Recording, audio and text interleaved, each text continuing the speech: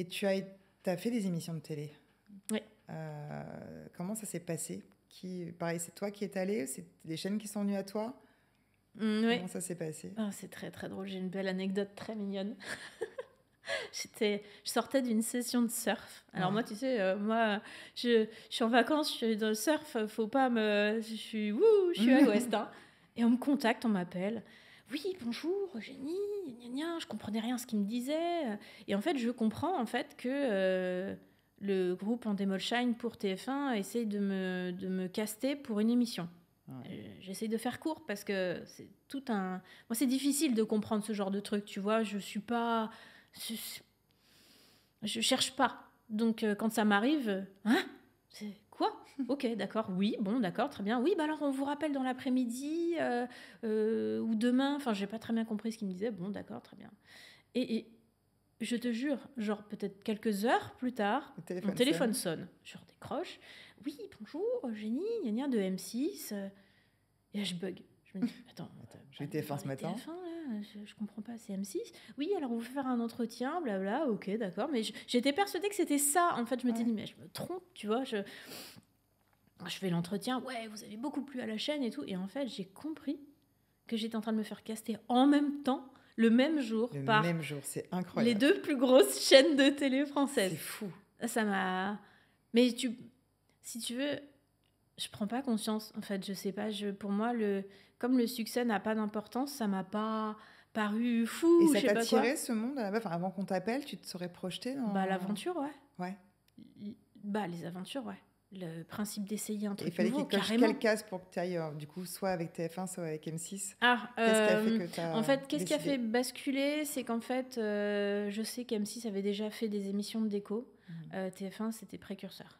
D'accord. Et ça m'a intéressée de savoir qu'en fait, c'était pas quelque chose, c'était pas tourné à la dérision ou à la blague, c'était vraiment, on allait me prendre moi pour qui j'étais en tant que femme sur une émission basée que sur l'archi intérieur, même si c'était entre guillemets quelque part c'est pas une télé-réalité, mais c'est une émission très portée sur le réel. On n'était pas en rénovation en une semaine ou des choses comme ça. C'était vraiment... Ça, c'est ce qui m'a le plus intéressée. Ouais. C'est pas vendre du rêve, c'était vendre une vraie réalité. Tu n'aurais pas pu te trahir toi déjà dans une émission c'est ça, en fait. Moi, ça m'aurait pas plu.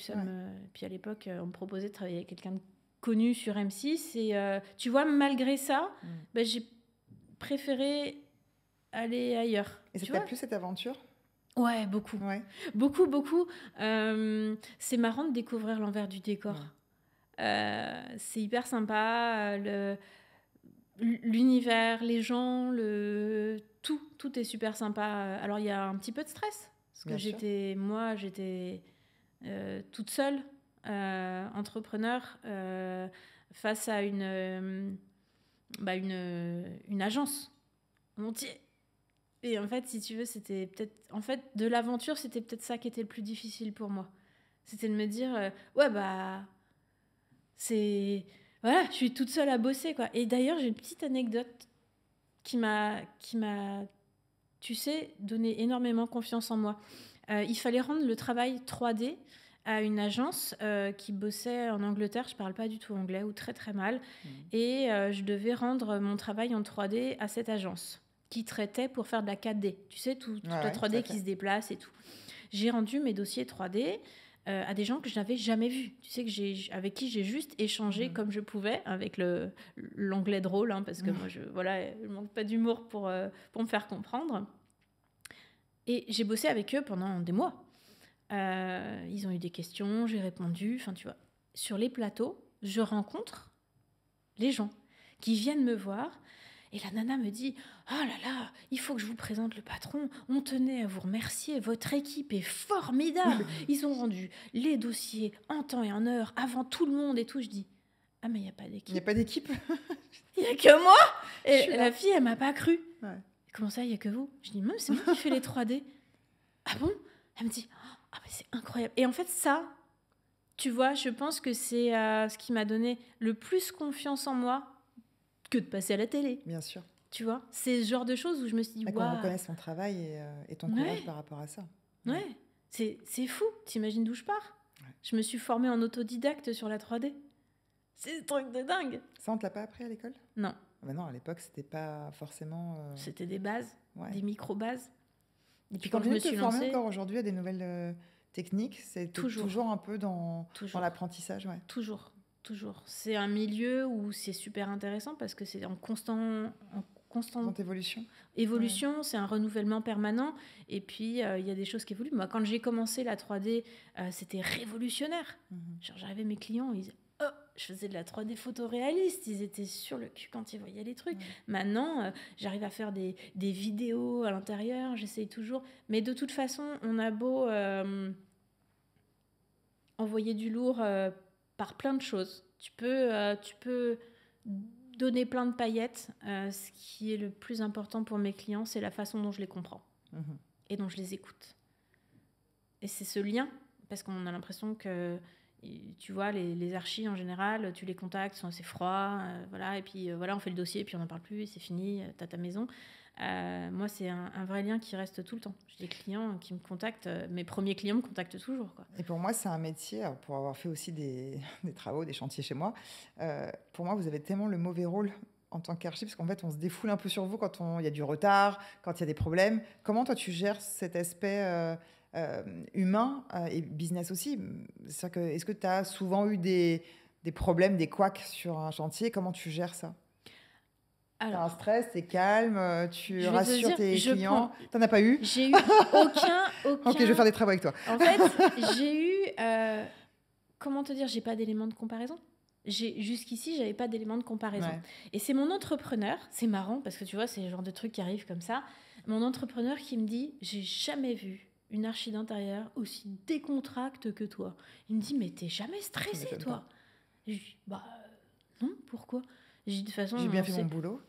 Donc, on sait qu'il y a, de toute façon, potentiellement, si tu arrives sur un chantier en te disant il va jamais rien se passer, tout va bien se passer, j'aurai tout le matériel en temps et en heure et en machin, mais tu te plantes, mais lourdement.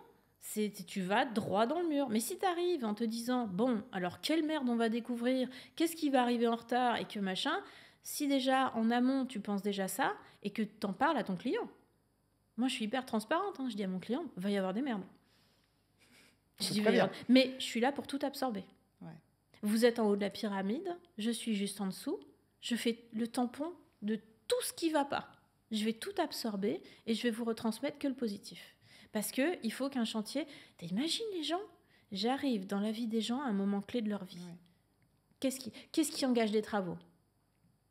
Des gens qui divorcent, des gens qui se marient, des gens qui ont un enfant, des gens qui ont envie de plus grand. Et t'arrives toujours à un moment de vie hyper... Clé.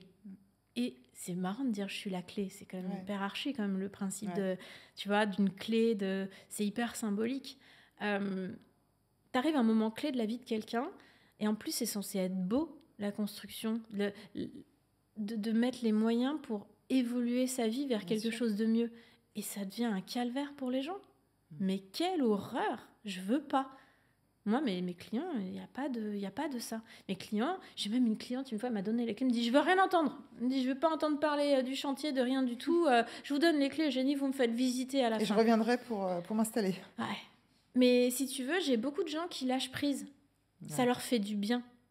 Des gens qui ont besoin de dire, mais qui stressent. Et à qui je leur dis, mais vous inquiétez pas. Je m'occupe de tout. Et je suis là pour vous. Et je vais vous rassurer. Et on va parler. Et on va parler tout le temps. Parce qu'en fait, je ne prends pas 25 chantiers en même temps. Ouais. Votre bébé, c'est le mien. Tu as combien de chantiers dans une année? À peu près 4, max. Ouais. D'accord. Et combien de temps à chaque fois tu passes par... Donc, c'est jamais en même temps? Tu prends pas 2 chantiers en même temps? Alors, ça peut se chevaucher. Ouais. Et j'ai appris à mon détriment, tu vois, l'année dernière, tu vois, comme quoi on apprend tous les jours, que j'avais un très, très, très, très gros chantier, le plus gros chantier que j'ai jamais signé de ma vie. Et mon client a repoussé de 1 an. Ouais, sauf que un planning prévisionnel, au niveau de l'argent, ça fait un peu mal. Et j'avais pas mis en place toute une communication ou des choses comme ça pour avoir à nouveau, j'ai refusé des chantiers. Pendant que j'avais ce chantier-là. Tu vois ce que je veux dire? Je pensais dans ma tête que... Donc ça t'a plombé, ça? C'est des mini burn-out. J'en ai fait, D'accord. hein, des T'en as fait. burn-out, Oui, où donc j'ai cru tout arrêter. t'absorbes, mais quelque part t'encaisses, hein. T'encaisses bien. Bah, c'est ce qui fait évoluer, non? Ouais, ouais, Quelque part. bien sûr. T'as la possibilité de tomber, mais en fait, si tu te relèves jamais, comment tu sais si tu sais marcher? Enfin, c'est marrant parce que on pousse vachement les enfants à être hyper bienveillants avec eux quand ils se cassent la gueule quand ils sont petits. T'as un enfant qui tombe, mais t'es hyper bienveillante. Oh, tu l'aides à se relever, tu vas y arriver. Tu sens cette énergie que tu essayes de dégager. Mais quand tu te casses la gueule en tant qu'entrepreneur, mais ça t'arrive tout le temps. Tu t'en prends des claques, des machins. Pourquoi t'as pas autant de bienveillance envers toi-même? Je te demande pas d'avoir de la On l'est toujours bienveillance envers les autres. autres. T'attends Ouais. toujours des autres qu'on te dise ah machin, qu'on te relève. Mais non, il faut T'inquiète avoir pas, de la ça va aller. bienveillance Ouais, envers bien sûr. soi-même. Ouais. Pourquoi tu aurais pas autant de bienveillance envers toi-même que tu as envers un enfant qui tombe? C'est la même chose. Il faut accepter de tomber. C'est dur, les gens acceptent pas de tomber. C'est pas un échec. C'est une chute. C'est pour en apprendre. C'est hyper De toute façon, intéressant. tu surfes, donc tu surfes la vague. Tu sais exactement Ah, à bah alors quel ça, moment. c'est la Voilà, c'est ça résilience que- absolue. La métaphore avec le surf et la vague, c'est ça. C'est que tu C'est sais ça. la prendre et après ça redevient calme et tu Oui. y retournes. C'est t'attends Ouais. déjà. T'attends, ouais. T'attends. Et t'as ce côté où tu t'es pas prévisible. Soit Tu- tu te mets dans tu le rouleau, maîtrises soit pas. Bien sûr. Ouais. Donc t'attends, tu maîtrises pas, et quand ça vient, bah même si elle est magnifique la vague, des fois tu peux surfer mais trop mal, et tu te rétames, et tu te prends une vague horrible. Mais après, c'est en fait je te dis quand la passion c'est le moteur, t'y retournes. Les gens se disent mais pourquoi ils y retournent alors que des fois t'as passé 4 heures dans l'eau, tu t'es pris une belle vague. Pourquoi t'y retournes? Pourquoi C'est tu quoi t'affiches ça, ouais. Ouais, c'est bien quoi sûr. Bah, c'est pas la notoriété, hein, Non. c'est pas l'argent, c'est la passion. C'est la passion et d'y arriver. Ouais, c'est la passion, et voilà, c'est propre à l'humain d'avoir envie d'y arriver, de se faire plaisir, du bien. Tu vois ce que je veux dire? C'est le conseil que tu un donnerais ça épais- aussi à ceux qui nous écoutent et qui ont envie voilà, de vivre de leur passion, parce que c'est vrai qu'on ne peut pas... Il y a plein qui vont se dire, voilà, c'est ma passion, mais je ne vais pas pouvoir en vivre. En fait, je suis autodidacte ou je viens pas de là. Pour toi, tant qu'il y a de la passion, il y a de la réussite derrière, si on s'accroche. Bah, tout à fait. Ouais. Je pense que c'est le meilleur moteur du monde. Même Parce si qu'en fait, si tu tombes, mais combien il y a... Enfin, je donne Steve Jobs comme exemple, mais on connaît bien ces personnes qui sont devenues des personnes importantes, mais on sait très bien qu'ils sont passés par des phases d'échecs catastrophiques à répétition. Et on se dit, mais pourquoi ils se sont accrochés? Mais parce qu'en fait, ils étaient passionnés. Et quand tu es passionné, tu cherches même pas si tu t'accroches ou pas. C'est même pas une question, en fait. C'est que tu aimes ce que tu fais, donc tu te prends des claques, tant pis. Mais t'évolues. Et en fait, toi, bon, les réseaux, tu es dedans.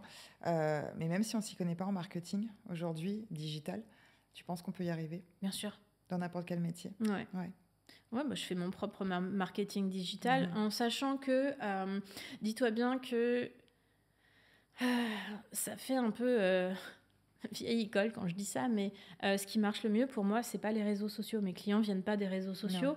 J'ai connu le monde avant Instagram. Hein. Ouais, bien sûr. Et voilà. pour ceux qui veulent se lancer aujourd'hui, Et ils doivent se ceux dire qui veulent forcément, se je m'y connais lancer pas, je m'y connais aujourd'hui, pas, je en peux y fait, je arriver. pense que si ton moteur est ta passion, il faut que tu fasses, si tu as envie de faire du marketing digital pour ta marque, tu peux tout à fait le faire, mais il ne faut pas rentrer dans la question de l'algorithme.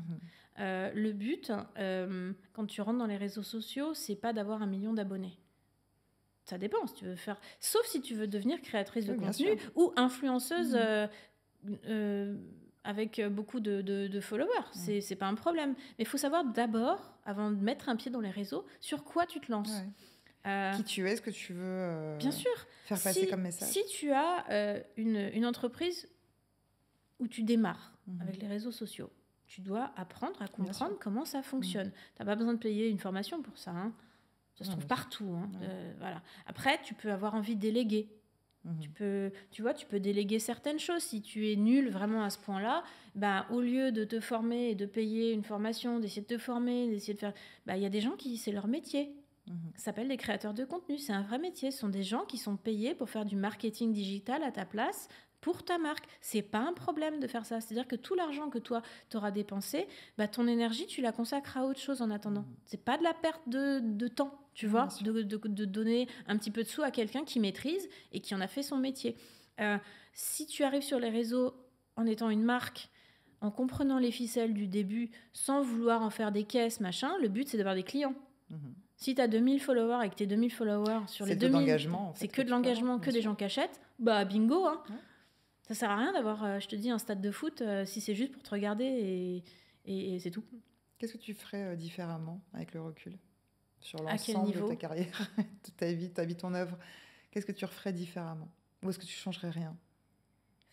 C'est hyper difficile comme question. Est-ce qu'il y a des erreurs que tu as faites et tu te dis ça je le referai pas, en tout cas j'ai appris de ça, je le referai pas? Alors j'apprends toujours de mes erreurs. Dès que j'ai une erreur, je me casse la gueule, je me fais bien mal. J'ai eu plusieurs burn-out, j'ai cru que j'allais arrêter plein de fois. J'ai pas un parcours dans le sens où voilà, j'ai cartonné. Je te dis, l'année dernière, c'était dur pour moi. C'est pour te dire que ça fait 11 ans que je bosse et j'ai pu me casser la figure plusieurs fois. Je changerais rien dans le sens où tout ce que je suis aujourd'hui, c'est grâce à qui j'étais hier. Finalement, tu dirais quoi à cette petite fille? Merci. Je vais pleurer. Si tu pleures, je pleure. Tu sais, là, tu touches à une corde sensible. En fait, ah là là, c'est dur. Pardon. Bien fouet. Il n'y a pas si longtemps, j'ai voulu monter un reel sur comment j'en étais arrivée là. Tu sais, pour donner de l'espoir aux gens, pour communiquer ça. Et pardon, hein, c'est hyper présent. Hein. Et c'est fou parce que j'ai recherché dans le passé, j'ai puisé, j'ai voulu trouver des photos. Et je suis tombée sur des photos de moi à l'école. La première photo de moi qu'on a prise de moi à l'école d'archi. Et je regardais l'objectif quand on m'a pris en photo, certainement avec un portable, tu vois, tout simplement et tout. Et la photo est apparue sur mon PC au moment où je voulais faire une vidéo et est apparue et ça m'a... J'ai eu ça m'a bouleversée. Et en fait, pas dans le sens où, tu vois, j'étais jeune. Tu vois ce qu'on aurait pu se dire. Je me suis regardée, je me suis dit merci. Je suis merci de t'être accrochée, d'avoir bossé autant. Merci. D'y avoir cru. Mais mon Dieu, mais merci d'avoir été maman. Et d'y avoir cru, de t'être lancée et de pas t'être posé cette question parce que tout ça, c'est grâce à elle. C'est émotion parce que c'est vraiment... tu sais, un peu... il faut beaucoup protéger les gens qu'on était avant. Tu sais, on dit qu'est-ce que t'aimerais refaire, mais en fait, il faut être hyper indulgent envers les personnes qu'on a été, je te dis, avant, jeunes et tout ça, parce que finalement, on est humain, c'est normal de faire des erreurs et tout ça. Enfin, on peut pas leur en vouloir, on peut pas nous en vouloir d'avoir fait tel ou tel choix. C'est ce qui fait qu'on est aujourd'hui, c'est à nous maintenant de profiter de ce qu'on a et faire des choix qui nous incombent dans le bon sens, tu vois. Profiter de maintenant, pas penser à demain, de trop stresser. Est-ce que tu apprends à tes enfants tous les jours ou pas? Ouais. Et d'ailleurs, ma fille me rend très très fière. Elle n'a pas de barrière dans le sens où elle ne se pose pas trop de questions sur le fait de... tu vois, quand elle prend des études, elle ne se dit pas « faut que je fasse 25 millions d'années dans la même école et puis que je sois formatée du début à la fin pour au final me rendre compte que 8 ans après, je me rends compte que ce n'est pas le métier que je veux faire. » Elle veut tester plein de trucs. Et ces journées sont exemplaires dans le sens où elle bosse, mais en même temps, elle travaille, elle a l'école, elle a des amis, des sorties, des passions, des activités, et elle gère tout. Alors oui, elle a des hauts et des bas, mais en fait, je trouve ça tellement bien de se dire à 18 ans, 19 ans maintenant, d'être aussi... d'être comme ça lancée à cet âge-là, c'est bien. Ça, elle va profiter bien, elle va vraiment profiter. Elle prend exemple aussi sur toi et sur ton parcours. Je pense que quelque part, la transmission, elle est là aussi. Et mon fils, il est plus petit, il a 7 ans, mais lui, pareil, c'est un ovni. Hein. Un niveau d'hypersensibilité, je pense que les chiens font pas des chats. Hein. Mais lui, c'est puissance 1000. Hein. Je pense que j'aimerais bien voir plus tard. Je suis curieuse. Aujourd'hui, tu arrives complètement à gérer ton rôle de mère, d'entrepreneur, passionné, tout ça. Tu as trouvé l'équilibre ou pas du tout encore? L'équilibre, en fait, si tu veux, c'est tout ça. Ça se fait comme ça. Je vis de mon activité. Je profite de mes enfants. C'est-à-dire que je préfère gagner moins et aller chercher mon fils à l'école. et le voir grandir.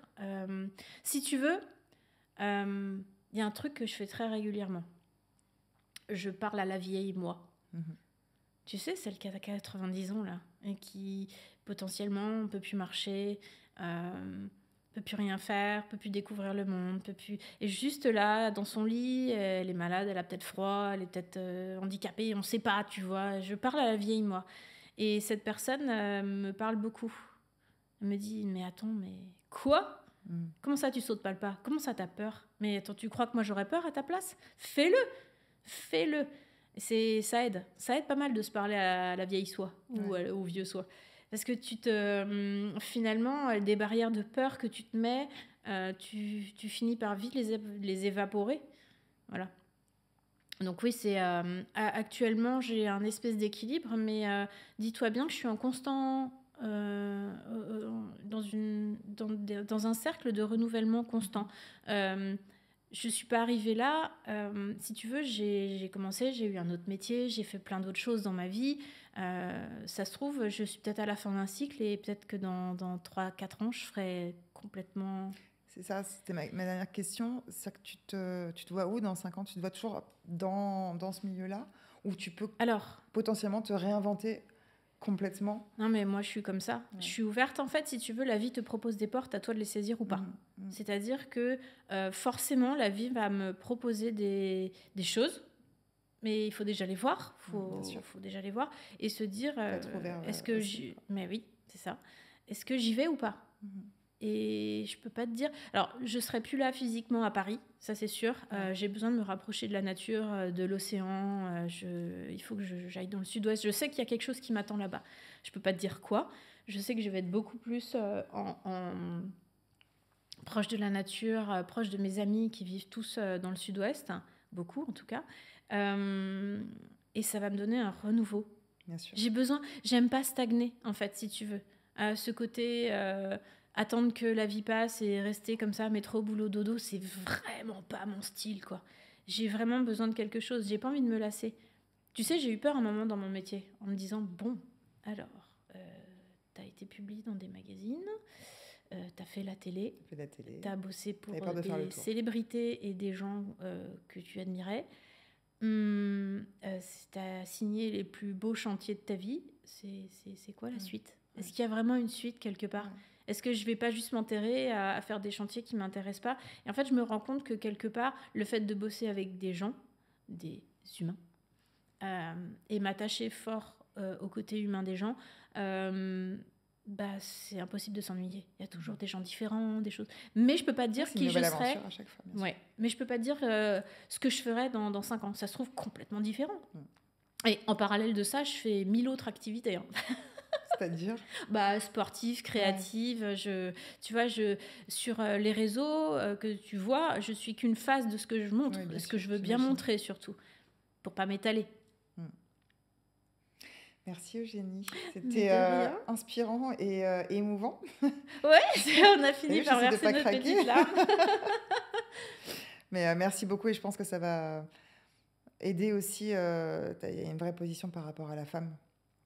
Et s'imposer, avoir confiance en soi, c'est le message que tu as fait passer, donc merci pour ça. Mais de rien. Coupé. Waouh.